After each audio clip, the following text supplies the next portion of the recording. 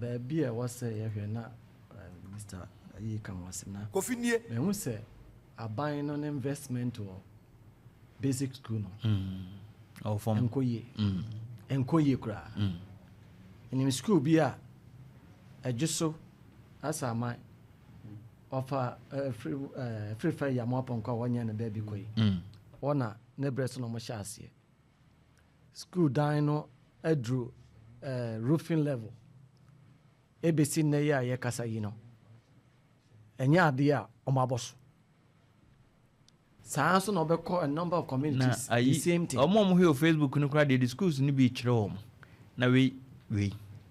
mo amode mo hwe over Facebook Opemsuo radio hwe de wo ho ya me de na me ni se ka se no blackboard no a free system no mo kra rebi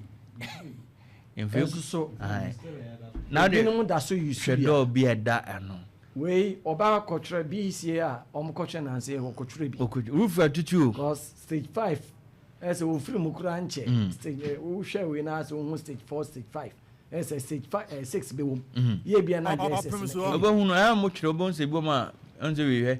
o kire no so B5 na o ma kire no so bo so ba bi so kire no P ahanum P5 na utun say P4 dada yes atida we mutun yan BS4 o mutun yan edan ba kono P4 fokum was say aban foundation on say o na o kan PP for asem argument e ba ye no ebinum say o obi ani wa wo si dan a o ko boss wi ansa na wasi ase no wasi ase so omo no de omo boss e was a foundation e strong see him say was a foundation e strong there and ye na aban your education say no be koso a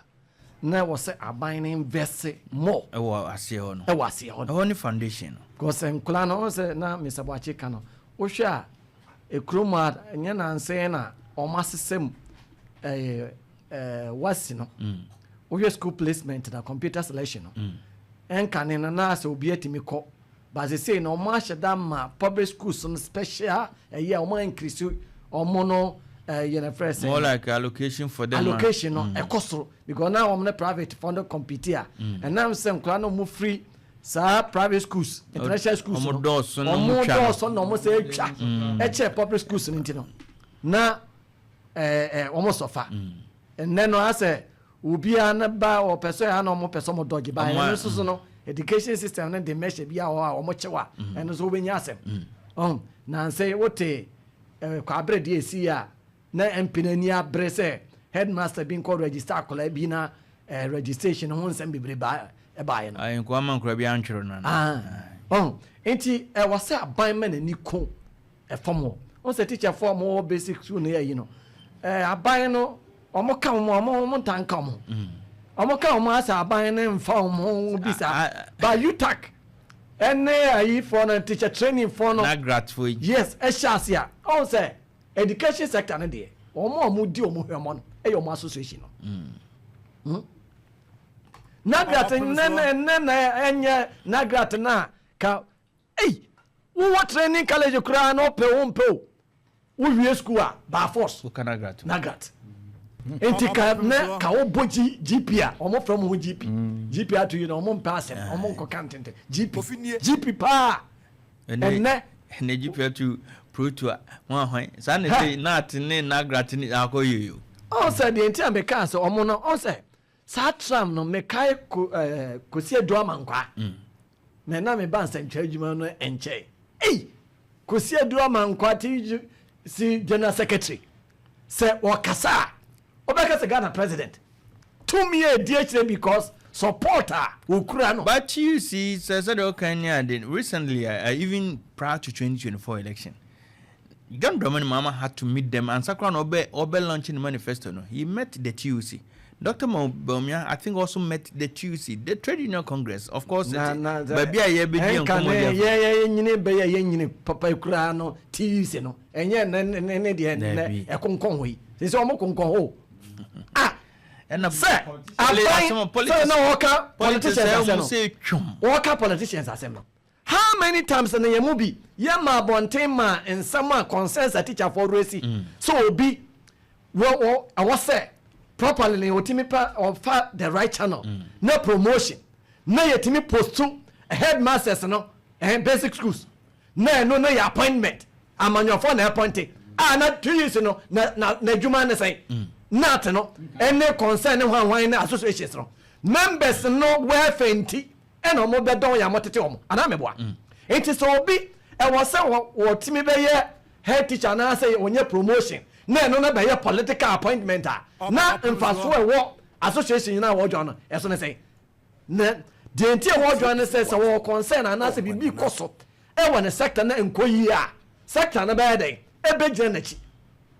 e no ma transfer so sa ama amanyofo no se se di on beka se ekono omo ko share meeting o se members etimi ye dede etimi kasa ekodu ba bia no ma ba beka ba ko enso enkosi aga yente kroma na the same associations here making omo se Brian Champon akoto mo hostel omo hotel eno kra akuje tabra kwa na buy enso na wo here majority of board members no workers association Opemsuo asa na te phone it use for am making omo na no kan eninti na ma education on basic schools no almost suffer no because say we raise concern kura na enya ade ande ko ba tan na wo so no o abeta na chi the teacher ni bi wo amekai about 3-4 years ago one of the communities station appeal as or him be obi na raise concern e de boy enti say education no say ye pese ejira na so aban na ma na ninku basic ayi honom universities na ye de o say de omo ye na ye omo ko senior high na omo senior high na ene PTA ni ayi no e brekura na omo de free senior high na ba ya na ebinum ye so e na aban na be good first PTA na enye true uti na Dr. Matthew Poko Prempe na ota chechire sai no educhum so the same thing na o chechire ni nyina mu no ana nkofo raise concern na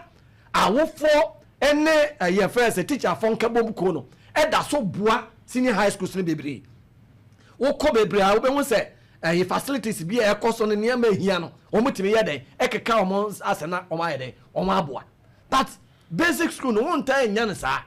e no mo so mo sa ye den o mo doso enti a hono ye ba ko e wo sa abana we e na sa STEM program no o so man peni John Dramani mama no e kan say ono no free say ni kwa say ye selected schools o se na do bre no o mo ye say o mo ye